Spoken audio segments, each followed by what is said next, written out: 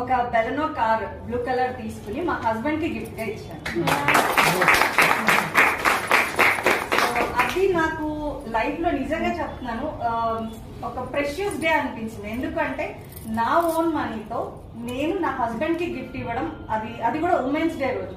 So అది చాలా బాగా అనిపించింది.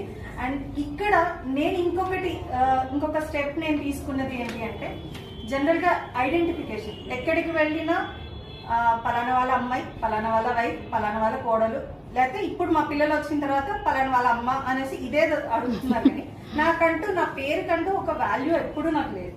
బట్ వెస్టీజ్ లోకి వచ్చిన తర్వాత అండ్ బిఫోర్ కార్ తీసుకోక ముందు అంత నేమ్ లేదేమో, కార్ తీసుకున్న తర్వాత నా పేరుతోని గుర్తుపట్టడం స్టార్ట్ అయింది.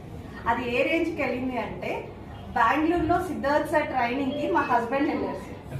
అక్కడికి వెళ్ళినప్పుడు మీరు మహాలక్ష్మి గారి హస్బెండ్ కదా అని చెప్పి,